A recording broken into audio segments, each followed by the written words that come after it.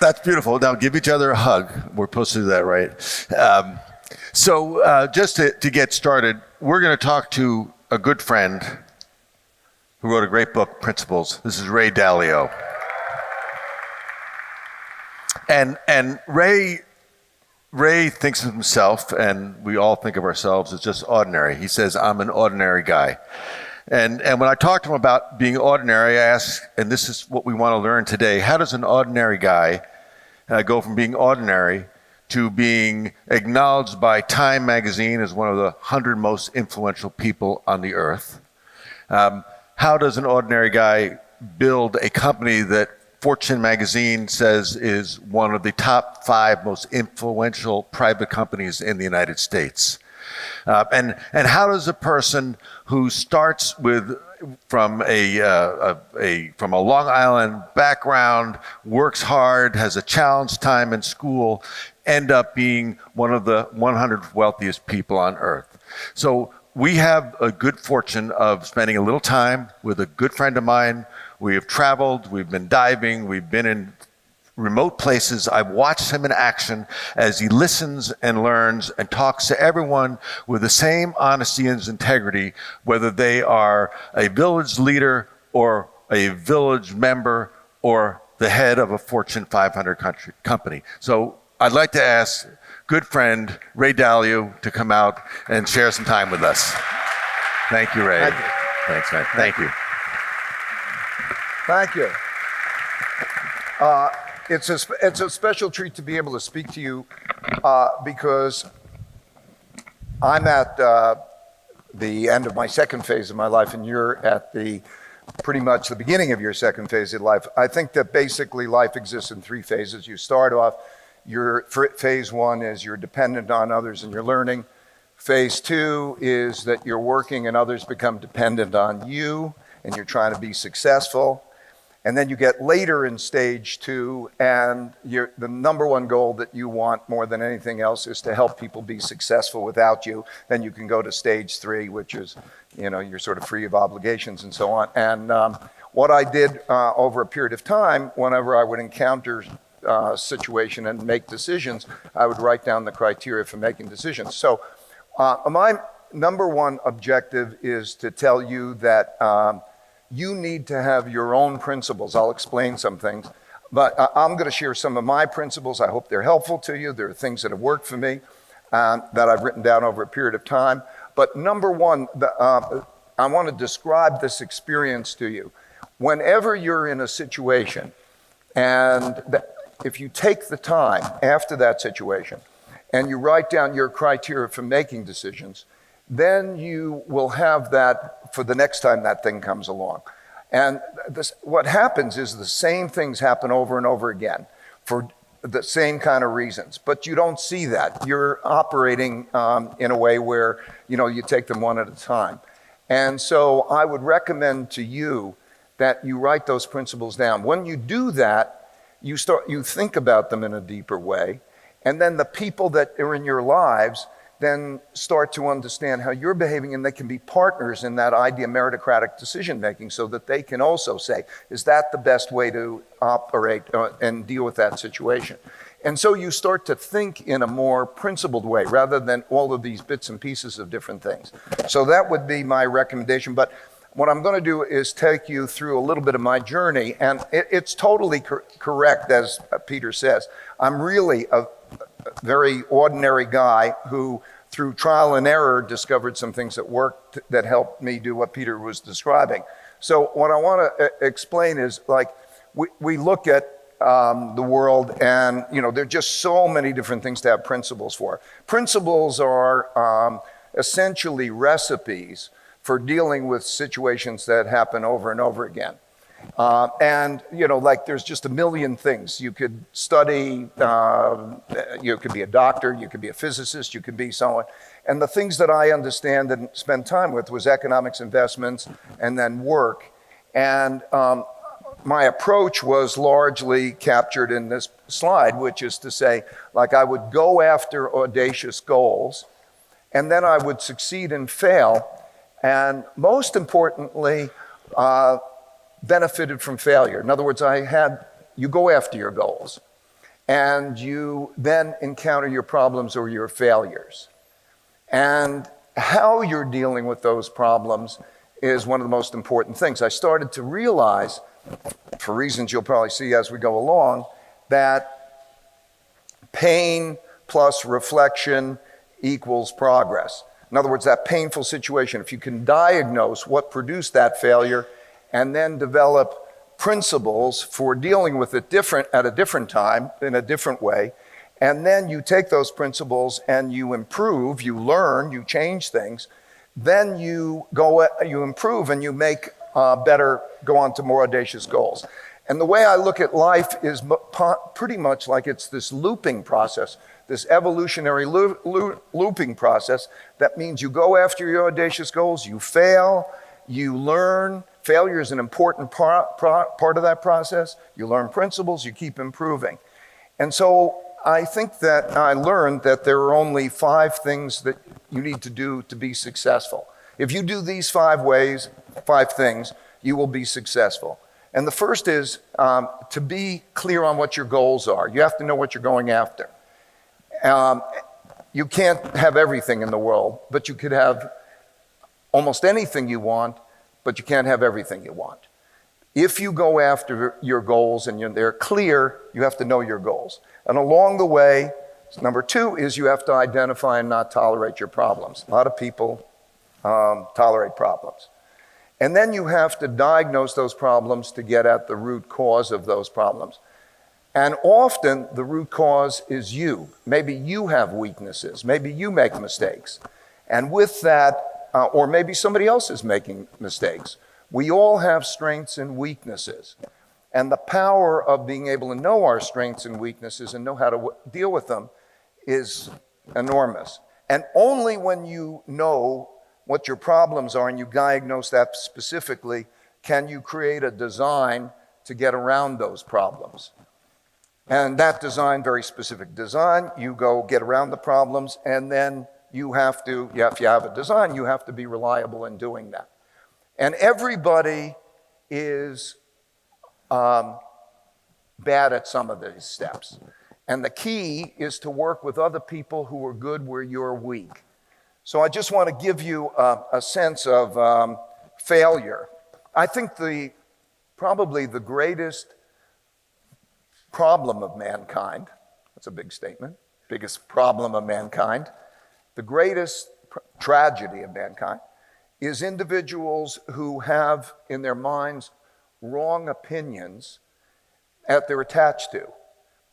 And they could so easily stress test those to put them out there and find out if they're strong or weak in terms of those opinions, and to move beyond that to make better decisions. And it's a tragedy because it could be so easily dealt with. You can reduce the chances of being wrong by properly stress testing them. And I want to take you through an experience just briefly of what happened to me that changed my whole approach to decision making. This was in 1980, 81, and I had analyzed that American banks had lent a lot more money to emerging countries than those countries were going to be able to pay back, and that we were going to have a debt crisis, a big debt crisis. And I thought that that would have a very bad effect on the economy. And that was a very controversial opinion at the time, got attention, and it turned out in August 1982, Mexico defaulted on its debts, and a number of other countries followed. And so that very controversial point of view was right about the debt crisis. And as a result, I got a lot of attention. I was asked to testify to Congress, and I was asked to be on Wall Street Week at the time. And I want to just give you a clip from there. Mr. Chairman, Mr. Mitchell, it's a great pleasure and a great honor to be able to appear before you in examination with what is going wrong with our economy. The economy is now flat, teetering on the brink of failure. You were recently quoted in an article. You said, "I can say this with absolute certainty because I know how markets work." I can say with absolute certainty that if you look at the liquidity base in the corporations and the world as a whole, that there's such a reduced level of liquidity that you can't return to an era of stagflation. Arrogant? I was incredibly arrogant. I couldn't have been more wrong. That was the exact bottom in the stock market. And we had this decade of success. And it was extremely painful. I lost money for me, I lost money for clients. I lost so much money that I had to borrow $4,000 from my dad to pay for my family bills. I had to let people go. It was really terrible. But it turned out to be probably one of the best things that happened in my life because it changed my approach to decision making. In other words, it gave me a humility, a fear of being wrong that was to go with my audacity. And it let me stress test my thinking. And so what I wanted, it gave me this notion, how do I know that I'm right? The thing that I learned is being successful has more to do with knowing how to deal with your not knowing than anything you know. And if you can then think, how do I know I'm right? And stress test yourself and find people who disagree with you, the smartest people you can find who disagree with you, and you have thoughtful disagreements so you can take in and stress test. Not only does it provide a lot of learning, but it stress tests your decision, raises your probabilities of being right. And so I have this company, this little company that I'm building, and it changed the way we are operating. And this is sort of what I want to pass along to others who have companies or operating in companies about this way of operating. So what I needed was independent thinkers who also had audacious goals, who would go after those together and would challenge my thinking, and we would challenge each other's thinking and try to get to the best answer. And I realized it didn't have to come from me. And so I needed an idea meritocracy, and I'm going to try to explain how that works. And through that idea meritocracy, we have then these principles. By writing down our principles and those shared principles of how we were going to deal with things together, we would have better communications, we would deal with them better. And that produced successes and failures and learnings. And the learnings produced happier employees, this idea meritocratic way of operating. And it produced more independent thinkers and more audacious goals, and it produced the success. And so it was from that learning, from that very painful experience that I went through, that it changed my approach to decision making to create an idea meritocracy.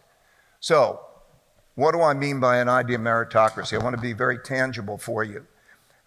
In order to have an idea meritocracy, meaning, in other words, the best ideas winning out, wherever those ideas come from, you have to do three things.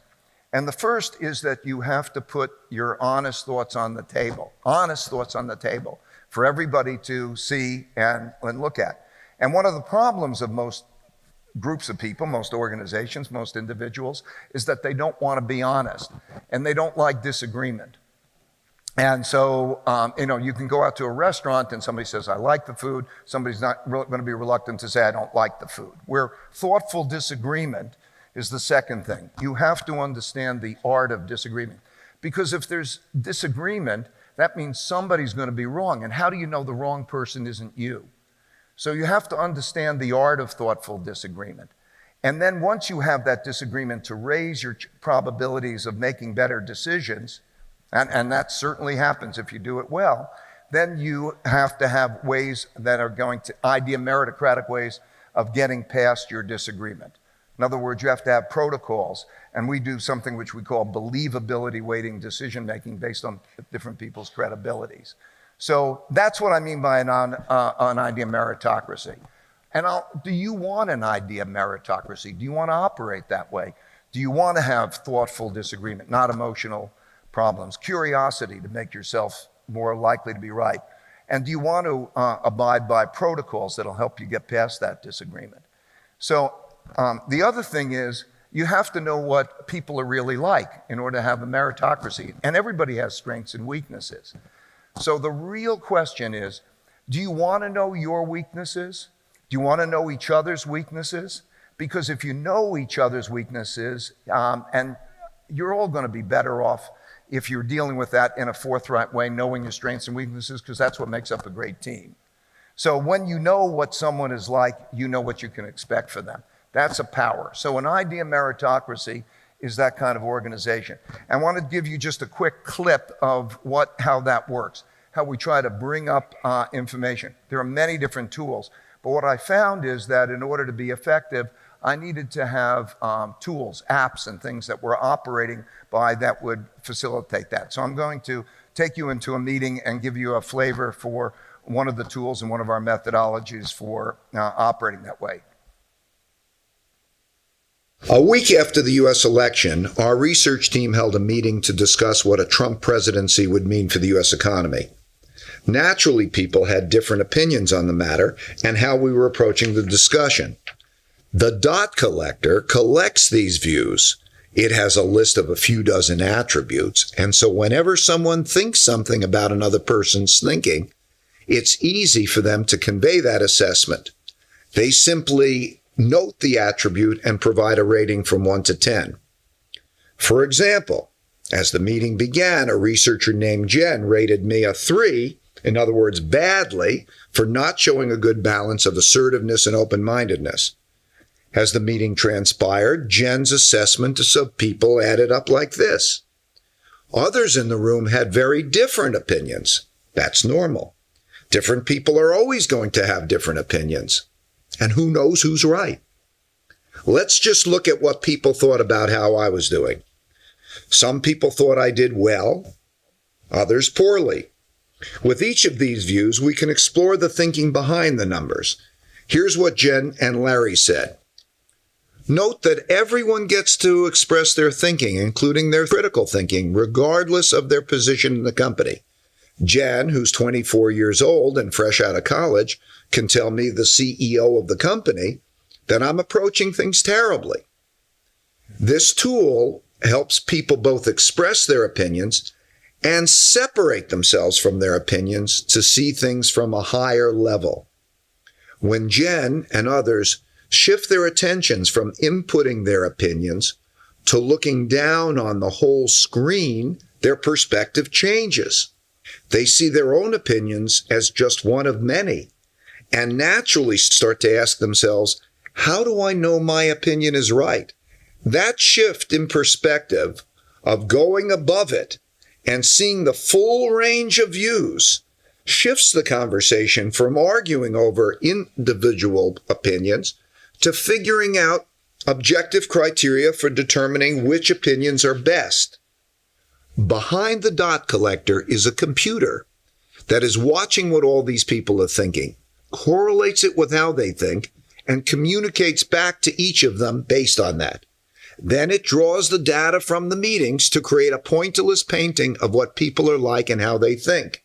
And it does all that guided by algorithms. Knowing what people are like helps to match them up better with their jobs. For example, a creative thinker who is unreliable might be matched up with someone who is reliable but not creative. Knowing what people are like also allows us to decide what responsibilities to give them and to weigh our decisions based on people's merits. We call it their believability. Here's an example of a vote that we took where the majority of people felt one way, but when we weighed people's views on the basis of their merits, the answer was completely different.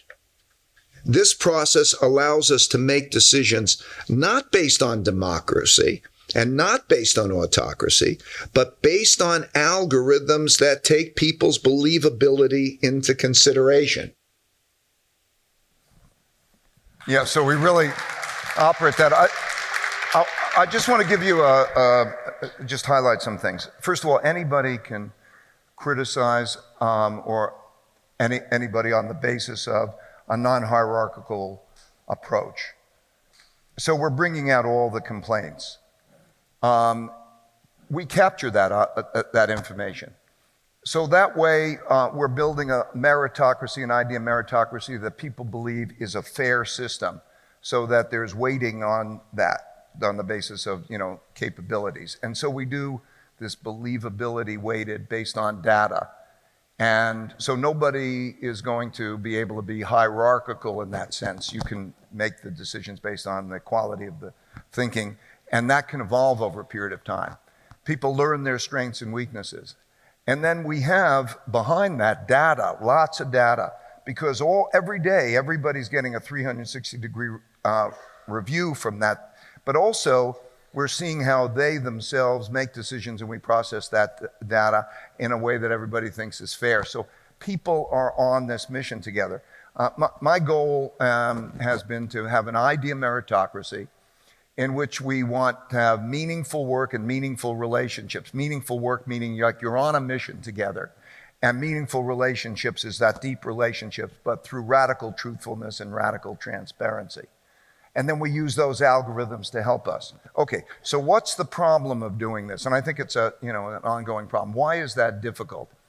I think that it's what I call the 2 U's. I've asked neuroscientists and psychologists, and everybody agrees that it's basically that there is a logical, conscious you, and then there's a subconscious, emotional you, and they have a struggle with each other. So if I would ask you, would you like to know your weaknesses? Or would you like to know what I think, even if it's critical? The logical answer to that would be, yes, I would like to know those things because then I can deal with them better. But emotionally, that becomes a challenge. And so as people start to wrestle with each other as they come in to the organization, they come in there wanting to know those kinds of things and have that radical truthfulness. And that radical truthfulness brings about stronger relationships because everybody knows you can't, that truthfulness, you'll get it. And by this transparency, this radical transparency, so almost everybody could see everything. We tape everything for everybody to look at, almost everything, so that there's no spin, there's that reality. And that has been the basis of being able to have that idea meritocracy, and that's been the challenge. And it's not for everybody. I would say probably 1/3 of the people just can't get through it. A lot of people struggle. And then on the other hand, we call it getting to the other side. When they get to the other side, when they're used to it, they can't work anyplace else because they can't go back into a typical organization in which all of that stuff is hidden and there's politics and there's lack of sincerity and there's the associated problems with all of that. So I want you to go with these 4 questions. And it's up to you to decide what you want. But 4 questions are, do you want these things and in what degree? Do you want to have an idea meritocratic decision-making process in which the best ideas win out rather than the individual thinking, you having the power, a hierarchy? And then you know what that means, I defined it before. Do you want to know what you're really like, your strengths and weaknesses, and what others are really like in order to get at the best results? Do you like this truthfulness? To what extent do you want to have truthfulness? And to what extent do you want to have transparency? If you don't have transparency, you're going to be listening to everybody's spin on situations. Do you want to have those things? And then beyond that, there's a great power for being able to turn those, any of your thinking into algorithms. Do you want to have algorithmic decision making? A lot of what we're doing is this data, and through the data and algorithms, we actually have the machine, the decision making machine, run in parallel, like playing a chess game through a computer and doing it in partnership with the computer. So I'd like you to think about those things. Then you could think about how to get them. That's what I was trying to convey.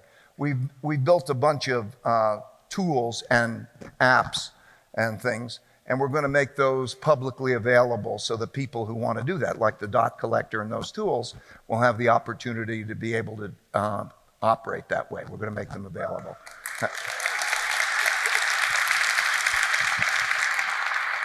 So that's it in and maybe a little bit too long a way, winded way, but thank you, and we'll take some questions about it. Thank you, Ray. That's it's brilliant, and I love the generosity of where you are in your life. I mean, that you've built a great company. You've learned, written down over 25 years what you've learned. You didn't just try to remember what your principles are. You actually have been gathering them over over 2.5 decades. And so what you're talking about is an operating system that can apply to basically any company in order to actually ensure that it endures, because that's really what you're after. It's long-term impact, effective endurance, and success. So it seems like it would be an obvious, how do I do that? Give it to me, I'm ready to go. But you've been talking to many different businesses. And as you talk to friends and colleagues that are interested in this transition, can you describe what are the barriers and the hurdles that they run into as they try to implement this? And how do you coach them through it? Well, first of all, I think that any group of people or any relationships benefits from the definition being very clear of how you're going to be with each other. You built an organization. People who are growing their organizations need to be able to be crystal clear. So there's no getting around the idea of writing down those principles. It's just so powerful. Then the question is, do you want to do it? Can you get in the habit? And I think each of the people here can do that. We're going to put out an app which we call the Coach, in which, besides having some of our principles, will be a vehicle for you writing down your principles. So habit, write down the principles when you're dealing with it and be clear, share those principles. And then if you want these things, then the big issue is how you implement it. And the big barrier is the emotional barrier, but people start to react to that individually. They sort of see the struggle with themselves and then they overcome it. And it's a matter of getting in the habit. We call the process getting to the other side. Somebody gets hired, they say, I really want this, is great. And then they go through the process. And then it's sort of shocking. It takes a little bit of adapting to it. And then they get past it because they start to realize that other people are not. Do you want the other alternative where there's not that clarity? And we call it to getting to the other side. So it's a process that people go through. But I think everybody's going to be saddled with those questions now. So how are you going to be with each other? You could do it any way you want. Just write it down and be clear.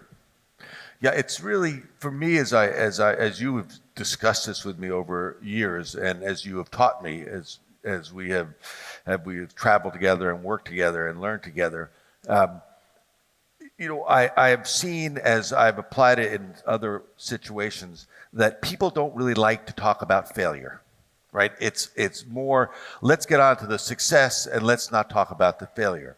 But your phrase, pain plus reflection equals progress, is kind of at the core of that. And could you just dive into that a little bit more? I think a lot of life is that the second order consequences are the opposite of the first order consequences. In other words, the things that you like, maybe the food you like to eat, the exercise that you don't like to do, all of that. This is one of the great tricks of life, that the second order consequences are very, very beneficial. And life is sort of tricking you, that it says, okay, which ones of those are you going to operate by, okay? And so failure, for example, I don't want to talk about failure. I don't want to talk about weaknesses. I'm saying go to the pain. Go to the pain. And before you know it, the pain becomes pleasure. Because my whole mentality starts to change. I realize that if I have pain, I start to view it as a puzzle. And I view that if I can solve that puzzle, which means what would I do differently next time, I will get a gem. And that gem is a principle of what to do next time to learn.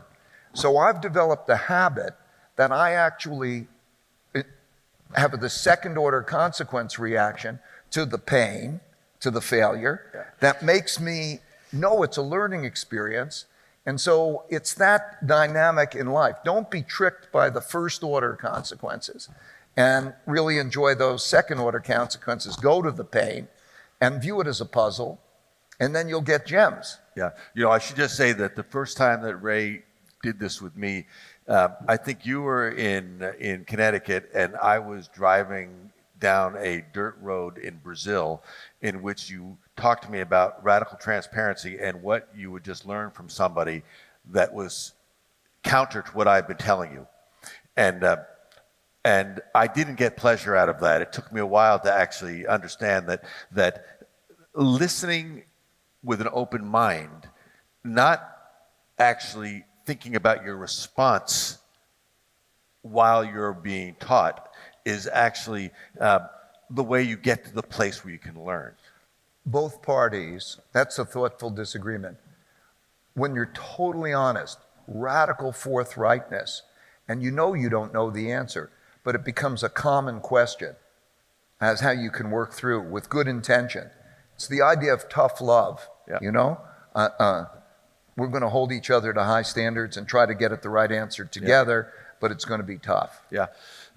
So now that you have put into your extraordinary company, which is one of the most influential in the United States, the concept of radical transparency, and this is something you've developed over decades, and I guess the question I have is, when new people come into the company, what's their reaction? Is their reaction, this is dangerous?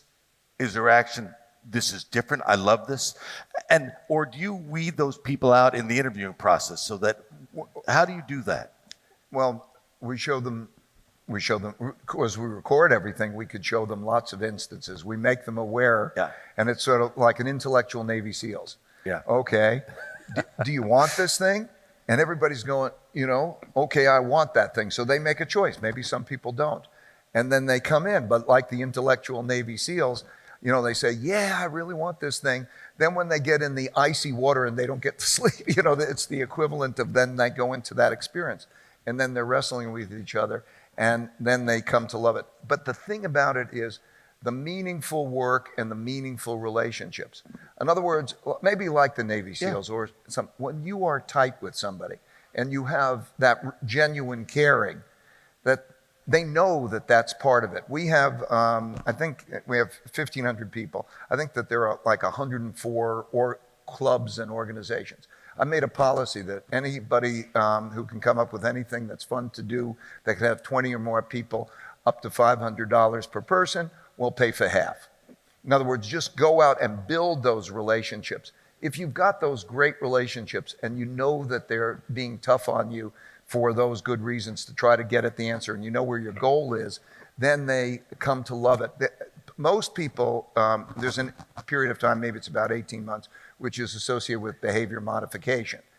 People then say, okay, I've got that. Past that period of time, people don't want to work elsewhere because it's very difficult for them to go in an organization where Right. it's all behind the scenes and it's phony. And So if we have hundreds of entrepreneurs in front of us that are now starting their businesses, or recently they've launched their business, and they love this idea and they want to embrace it, do you suggest to them that they go all in, or do you suggest they test it with a small leadership team? How do you actually see whether this is going to work in your place? well, test it. You have to define how you're going to be with each other, and you'll live it out. So the question is, can we be radically truthful and radically transparent with each other? Well, the It's answer gonna is you come have up. been, we have been. But I'm saying they I do know that. I'm just, with their partnership. So they're going to have to deal with that question. yep. So as they're going through that, they should experiment with it. The reason I put out the books is at very nitty-gritty level, you can look at the questions and then experiment with it. If you know your vision of where you want to go, like that, do you want to have an idea meritocracy? It's the goal level. Once you've got the goal level, then experiment. So is it the top circle? Like a number of companies, I won't drop names, but big companies right now, interesting cutting edge companies, the top 10 people in the company, because there's usually most companies or organizations, maybe there's a group, top 10, then they'll experiment. Do they want to be that way with each other? They start to experiment with it. Do you want to broaden it? And they have to find what's right for them. Yeah, and I just want to tell you that I find it to be absolutely extraordinarily open-minded, clear, and wise. And so to start with, again, I just want to thank you for that clarity. But what's interesting also is that, as you and I have spoken, we got to go through an arc in our life, right? And you are in that spot in your life where you are thinking, how do I share these principles with the rest of the world? I just want others to pass it along and others take it for whatever that they find it worth. But why? It's a Why have you reached this place? I think it's very natural. I mean, I think you experience it. One of the things that a lot of people don't understand is how the priorities change in various stages of life. And I think that as you get to be a certain age, it's like a parent with their kids. What do you want? At one age, you want to help guide them. At another age, when you're a certain age and they're a certain age, you want them to be successful without you, right? You want to pass that along, and you feel that kind of responsibility. And then you relieve yourself of that responsibility by doing that passing along. And so I'm going to pass it along. I'm going to pass the tools along. I'm going to give that out. And then I'm going to disappear. In other words, you're not going to see me. There's the public thing I don't like too much. And How much time do you have left before you disappear? probably a year for the tools and so Yeah. on, something like Yeah. that. And it's a stage of life thing. Joseph Campbell wrote a book. There's a wonderful book, Hero of a Thousand Faces, and he goes through the life arc. And it's so good for you all to almost think, where are you in your life arc? And what does that arc look like? And what will you encounter? Because you actually don't pay much attention to it. So it's a life arc thing. So in your place, in your arc, you have, one, you're giving this gift to the world. And it's not just here's some principles, read a book, but you are actually on the road talking to people to try to educate them as to why radical transparency and relationships are totally essential for effectiveness. Which feels for me like almost relieving myself Yes. of it. Yeah. And you also have other passions. Yeah. And what you and I have spoken about a bit is your passions for ocean, for exploration, for communication. And I know that you think everyone needs to pursue their own passion, which I respect entirely. Tell us why this is your passion. Well, I've been deep in the ocean and I've explored, and it's thrilling and it's also important. So the way I look at it is, if you look at the ocean level, it's about the world above the ocean is about half the size as the world below the ocean. The biggest peak is equal to the deepest trough. It's almost symmetrical, but it counts for 72% of the world's surface. And so that means 2/3 of the world is under the ocean. And nobody has really explored it hardly at all. And so if you love exploration, it's like, it's better than going to another planet. If you want to see aliens, you go under the ocean. You're not going to see them up there. And so first of all, it's thrilling, and then it's important, because the ocean is our greatest asset. I won't go into all the reasons why, because we're going to run out of time. But it is our biggest and greatest asset. And it's not appreciated. It's so important in terms of the whole climate issue. It's so important in so many different ways that we could get into. So I think it's very impactful. I'm excited about impact. My goal in life is pretty much to evolve well and fast and contribute to evolution. And so that's my way that I'm excited about doing it, and I'm feeling that I'm having an impact. So we're going to, I have a ship that has subs that go down to 1,000 meters that scientists use, and we know media, most of Blue Planet 2 was shot on it. We discovered giant squid, that kind of thing. We're doing another one, and we're going to do an initiative where we're going to have, like Jacques Cousteau, a series. I'm doing that with James Cameron, that we're going to have a series that people will watch, and then a lot of social media, so that there's that engagement, so people could not only explore, but they can be there virtually with other explorers so that they love it. You got to love it first, and that's why I'm excited about it. Yeah, I love that you're doing that. Thank you for that. Thank you for that. So we are living in an economy right now that is pretty hot, but we have a increasing polarization between the haves and the have-nots. How would you fix that? Well, let me, I think, describe just briefly the mechanics of it. I think Okay. it's very similar. There are economics and markets is my day job, and so I think it's important to understand that what we're in is a period of time that's somewhat analogous to the late 30s in that there are all these debt cycles. There's a short-term debt cycle, long-term debt cycle. And in 1929 to 32, we had a debt crisis, and then interest rates hit zero. The only other time that's happened is 2008. We had a debt crisis and interest rates hit zero. Because interest rates hit zero, the ways that the central banks dealt with that was to print a lot of money and buy a lot of financial assets to push those asset prices up, to lower interest rates, and to push liquidity into the system. And that caused a lot of assets to rise. With that, that contributed to a wealth gap. There were other reasons, technology and so on, for producing a wealth gap and also a divergence. And so today, the top 0.1% of the population's net worth is equal to the bottom 90% combined. In other words, a big, giant wealth gap. And that was the same, last time that happened was the late 30s. And so we're in a situation when the economy is at a peak.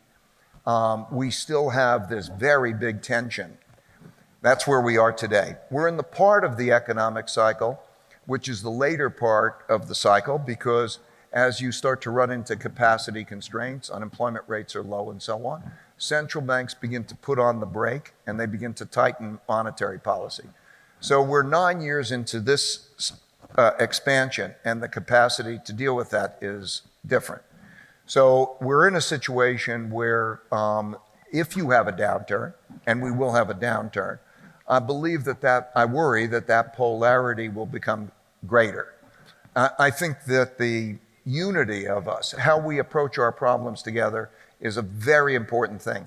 If you look at the condition, capitalism basically is not working for the majority of people. That's just the reality. And yet there's opportunity. So we've got to make it work for the majority of people. And you're in a situation where, like today, the Fed did a study that 40% of the population could not raise $400 in the event of an emergency. I mean, it gives you an idea of what the polarity is. And we often don't have contact with that world, but that's a real world. So that's an issue. And then I think we're also in an environment where, for the first time since the 30s, we have a rival power in the form of China emerging to be in a competitive situation with the United States, which is going to be, an issue. So I think it has to be dealt with. If I was doing it, I think that you have to call that a national emergency. And if the President of the United States, if they declared that a national emergency, that wealth gap and that opportunity gap, and then created metrics that literally judged the conditions of people and then took responsibility for changing those metrics, I think there's a lot that can be done in private-public partnerships and so on to be able to change it. But I fear that that probably will not be done by the next time we have a downturn, and I fear for what that conflict is going to be like then. Yeah, I think that we all are afraid of that, and that number of that you gave of families could not raise $400 is shocking. And the education system, my wife helps public education in Connecticut, and Connecticut is the richest state in the union. But just to give you an idea of the wealth disparity and the impact, she deals with public schools, with the worst kids in the public schools, and she supported a study that examined what are called disconnected and disengaged students. A disengaged student is a student who attends school but doesn't study, they just are there. And a disconnected student is a student that they don't even know where they are, they don't come to school. 22% of the high school students are one of those. Those students are going to be on the streets. You go to schools and they share books. In some cases, they literally share pencils. They'll take a pencil and they'll either pass it back and forth or break it in half and sharpen it from both ends. The conditions are, it's unfair, it's an intolerable thing. And so those things are not being dealt with. So anyway, I think that that's a real problem. There's a lot of justification. We have to make the system work for the majority of people. If you look at the wealth gap, there's some, if you're interested, I've got these studies that I did that are on LinkedIn. You can go on. I broke the economy down from the top 40% and the bottom 60%. And I picked 60% because that's the majority. I could have picked 80%. The conditions are basically the same. And if you look at that 80% economy, it's a bad economy. The death rates are rising from opiates, from suicides. The usefulness is declining. I mean, we have to deal with that. Yeah, we have to understand that there is legitimate fear. Legitimate fear. Ray, I think that we have a whole lineup of people out there that would like to ask some questions. So why don't we just start out with some questions, and we'll start over here on Thank you. my left. Ray, first off, your philosophy is completely genius, and the fact that you have taken over the last few decades all these thoughts and shared them with all of us in the world is truly remarkable. So I just want to acknowledge you for that. My question is, as you were beginning to realize how these principles changed your own line of thinking and then turn them into ways that you made decisions, how did you choose to invest in the technology that allowed Bridgewater to make the best decisions as a team? I started by, every time I would make a decision, I would write down the criteria. I did it basically because when I would close out a trade, I wanted to then see how my thinking worked. And then I stumbled across the idea that if I can make that clear enough, I could test how that decision would have worked in the past.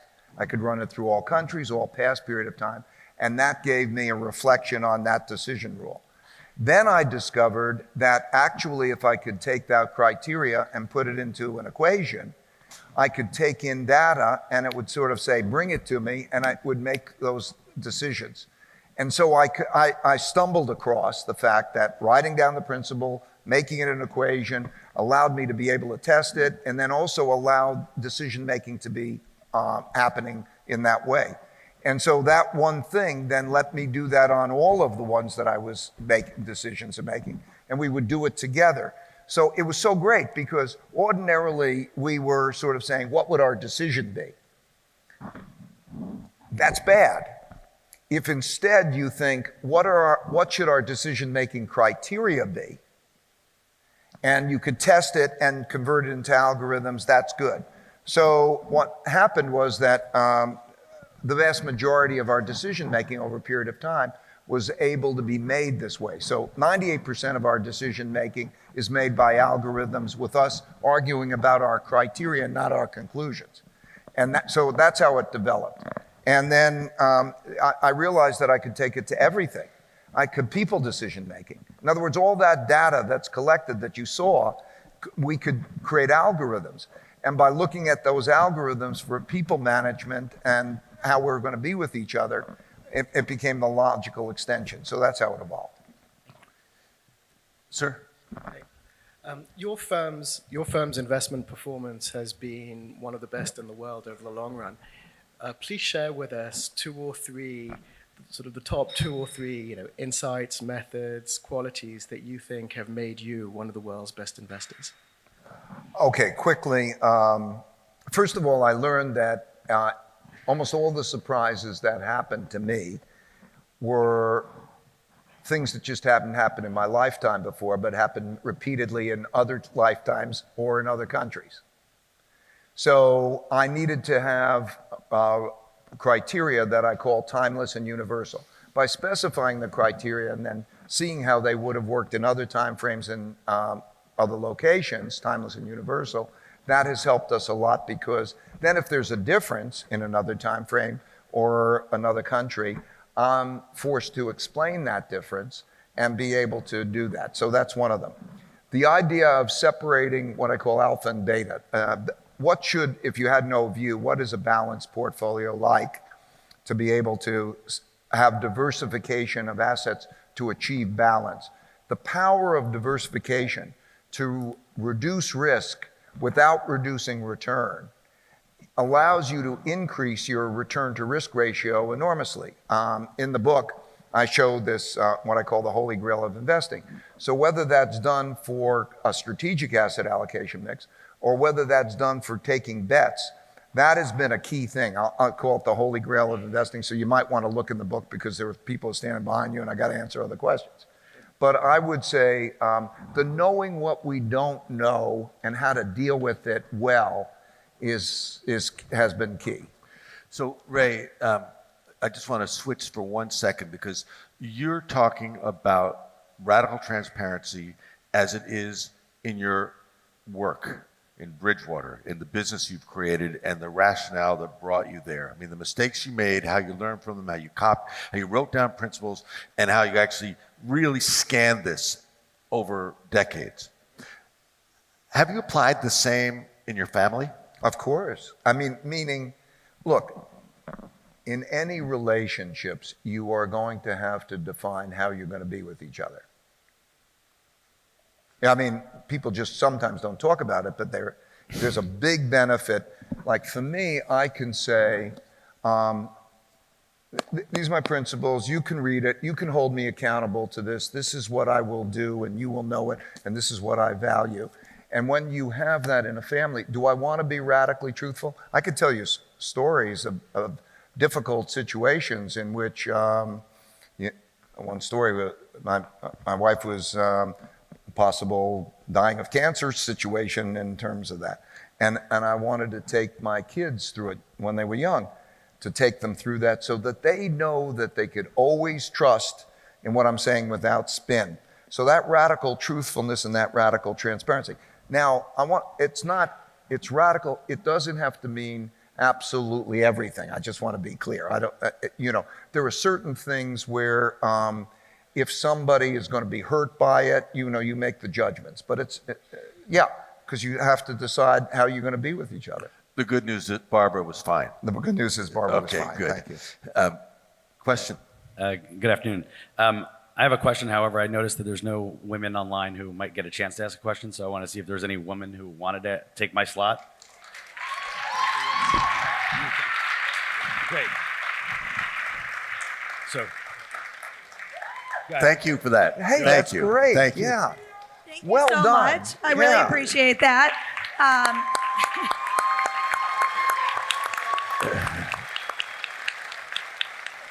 Ray, my question for you is what's your advice on how we can reconcile the feedback? I don't want to call it negative, but when we're getting feedback. Looking at negative's good. Okay, so how can we reconcile that, when we get that feedback on ourselves about our weaknesses to internalize it and improve quicker?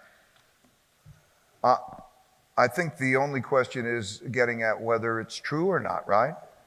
And in other words, if we're working together and you don't believe that it's true, and you're in that situation, it may not be true. And then how do you find out in an evidence-based way? Do you do a test, or do you do triangulation? You have to really want to find out if it's true or not and realize the benefits of finding out if it's true. Because this is the key to the success of life. The key to successful life is you don't have to do it alone. You find out what you can do well yourself. There's two paths of finding out that you have a weakness.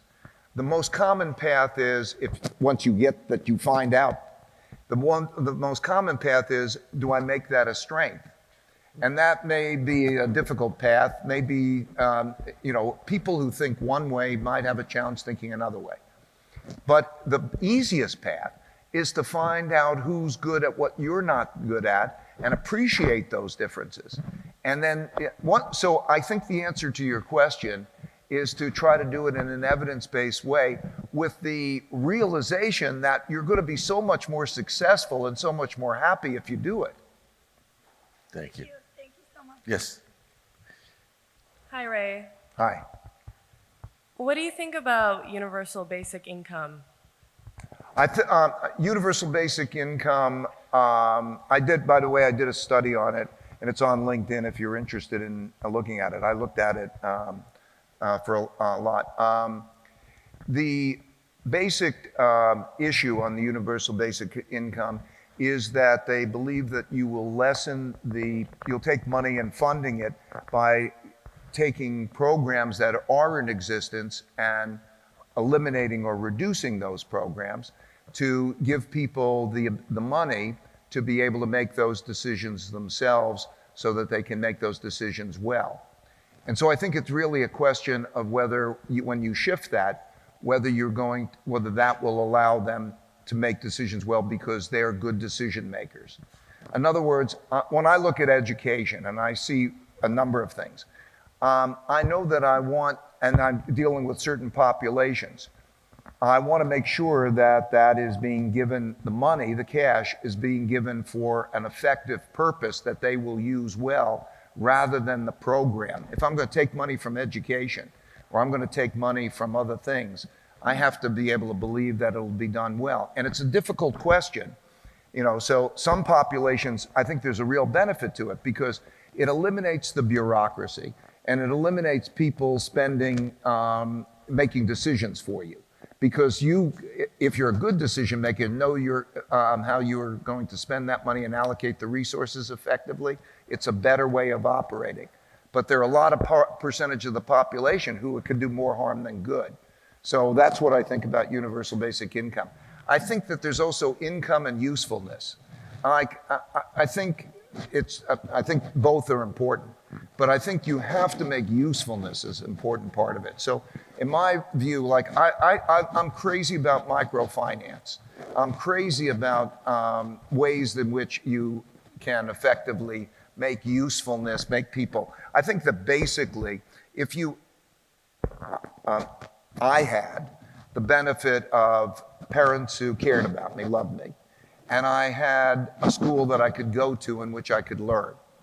And so there's basic things that you need. If you have basic education, fundamental education, which is not being dealt with now adequately, and you have a family that is a difficult family environment that does not that type of care, you need that. And I think then you need an opportunity, like a microfinance. A little bit of money with an opportunity allows that to be paid back. So I'm very big on microfinance in terms of being able to provide opportunity. For every dollar that I donate in microfinance over the next 10 years, it's 12 times that amount of money gets lent and paid back to people, and it becomes self-sustaining. So those are the things that are more my passion than universal basic income for those reasons. Thank you. Yeah. Hi, Yes. Ray. You mentioned education a few times. What solutions would you provide to our education system right now to take steps towards meritocracy at a societal level? I think the biggest problem in education is, well, besides not recognizing it as a great national priority, is that the Constitution makes it statewide, and then within the state, the school districts are, if you're in a rich school district, you have taxation that will pay for a better education than if you're in a poor school district, and that we don't create a bottom. There's no bottom to that society. And so I think there's a structural problem on that. So I think it should be treated as a national emergency. You have to say that that's intolerable, that exists, and then you have to find the ways of getting around that. I do think that private-public partnerships in various ways are big issues in terms of dealing with it. But I'm not an expert on education. I spent a fair amount of time with it. I think that there are a lot of people who are doing wonderful cutting-edge things to do that. I'd put together a group of people, a commission, who also lives in those areas that are dealing with, it's a poverty question as much as it is a education question. In other words, when you go home at night, what is your situation? There are a lot of kids who don't have adequate food, and they go into situations in which there are shootings, and that sounds ridiculous, but It happens in so many different areas. I can tell you many towns that I know of in which they go back into a traumatic environment. Yet there are very cost-effective ways of dealing with that. I can rattle them off. For example, after-school programs. You have an infrastructure there with the school system, and the school is there. And it creates a problem when you send the kid home at 3 o'clock in the day, because it's a problem for the kid and it's a problem for the parent. Because what's a single parent, a single mother going to do? Now she's got to take care of the kid at 3 o'clock in the afternoon, and you could cost effectively extend that to a full day program. And you can also then bring back the enrichment programs, because the enrichment programs, things like art and the fun learning types of things that they can do, are being carved out of the school system, and they could be brought back. That could be done cost effectively. The difference of a high school student completing high school and not completing high school is approximately $1 million in their lifetime. Because of the issue, if you don't complete high school, you're going to be on the street. The cost of crime, the cost of incarceration, incarceration is between $80,000 and $120,000 a year, and the social cost as well as the injustice cost. That's per person. Per person for incarcerating somebody. Yeah. And those people who don't complete high school don't have a future, and so it's not fair for them. In order to have equal opportunity, I mean, that's the thing that we want to strive for, equal opportunity. That's what the country is the greatest at, and that's what we should be striving for. You have to have something like equal education.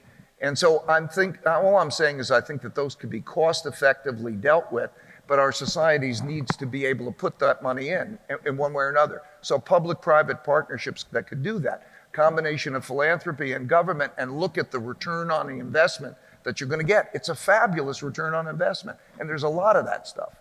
Do you think, Ray, that enough people that have means understand the precariousness of the state of our place and the need for making these kind of important analyses and investments? Nowhere near. Okay. So how do you get there? Understandable. You focus on scale. I mean, you always think about scale. How do you scale up the wisdom you've just shared so that actually we have an opportunity to educate the people that have the chance and the means to make the changes that are essential? Theoretically, you want leadership at the top, right? You want to say, that's intolerable. And there's a population that speaks to it. But for two reasons we don't see it. We're not living in those neighborhoods. We don't go into those schools just personally. I mean, this is a wonderfully intellectually enriched crowd, and by and large, we don't have that. So I would say if you can have direct contact, I would say, by the way, it's an incredibly enriching experience to see the world through those people's eyes and to empathize with them and so on. It's fantastic. And then you look at averages. In other words, the average unemployment rate or the average income. The averages are misleading. So how would you know, right? But I would say it's an adventure go into that school, see it through their eyes, and then feel it. But some way or another, you got to deal with it and you've got to raise it. I think more likely that we won't adequately do that, and then we're going to encounter the consequences. Eventually, it'll beat us over the head, but it may be too antagonistic. Yeah. So we have now gone over time, and before we wrap it up, I just want to make one comment, and that is that you are an ordinary icon. I mean, you have actually, in the way that you have lived your life, the way you've looked at your family, the way you've looked at your passions, the way you've searched for innovative breakthrough ideas and approaches to business, is unusual, really unusual. And it actually is very, very hopeful. So I have seen what you have touched. I've seen the way that you have challenged people around you. I've seen the way they have risen and they have actually responded, and what you have created in many different ways. Before you kind of go into this arc of disappearing, I would love you to think about how do you take what you have learned, about transformation and about integrity and about honesty? And how do you scale that up into the community of people in our country and around the world that need to understand that they need to go to those places in order to understand the opportunities? If you do that, then we will allow you to retire. I think, thanks, but I think the real thing is that you really have to understand that I'm a really I barely got into college on probation, and I'm a very ordinary guy who stumbled on some of these particular approaches. And so the thing that I want to do is to pass those along. And when you leave here, if you just think, does that have merit? Because it's you all, right? In other words, so there are so many of you, and you could do that, and you could change that, and then if you do it, then you could help other people do it. So is that the takeaway? That's the takeaway. It's up to you now. You got that? Thank you. Thank you. Well done. Thank you. Thank you, my friend. Well done.